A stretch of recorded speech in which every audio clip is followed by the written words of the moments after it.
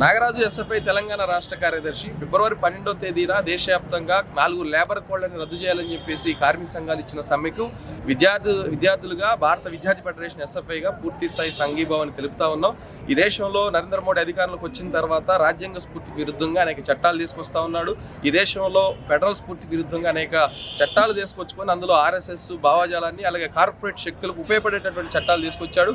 దానిలో భాగంగా మొత్తం యావత్తు శ్రామిక వర్గానికి, ప్రధానంగా కార్మిక వర్గానికి ఈరోజు ఎవరైతే హక్కులు పొందున్నారో ఆ హక్కుల్ని కూడా కార్పొరేట్ కంపెనీలకి అలాగే శ్రామిక వర్గానికి ఎలాంటి లాభాలు లేకుండా కేవలం వాళ్ళు జీతాలు కూడా తగ్గించుకొని ఏదైతే హక్కులు వస్తున్నాయో సాంప్రదాయబద్ధంగా వస్తున్న హక్కులన్నింటిని తొలగించే ప్రయత్నం 4 లేబర్ కోడ్ల ద్వారా తీసుకొస్తా ఉన్నాడు. కనీస వేతనం గురించి లేదు, అలాగే జీతాలు ఫిక్స్ చేయడం గురించి లేదు, పర్మనెంట్ ఉద్యోగానికి సంబంధించింది లేదు.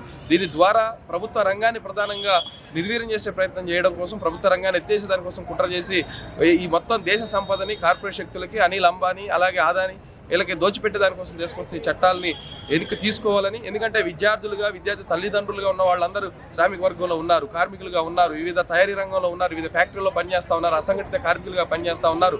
వాళ్ళకి సరైనటువంటి భద్రత ఉండే అవకాశం లేదు కాబట్టి తర్వాత విద్యార్థుల చదువుల మీద కూడా ఇది తీవ్రమైన ప్రభావం పడడానికి అవకాశం ఉంటుంది. కాబట్టి తక్షణమే కేంద్ర ప్రభుత్వం తీసుకొస్తున్నటువంటి కార్పొరేట్ శక్తులకు ఉపయోగపడేటటువంటి విధంగా తీసుకొస్తున్న 4 లేబర్ కోడ్లను రద్దు చేయాలని చెప్పేసి ఫిబ్రవరి 12న జరిగే సమ్మెకి భారత విద్యార్థి ఫెడరేషన్ ఎస్ఎఫ్ఐ పూర్తి స్థాయి సంఘీభావాన్ని మద్దతు తెలియజేస్తూ సమ్మెలో పాల్గొంటామని ఈ సందర్భంగా ప్రకటిస్తా ఉన్నాం.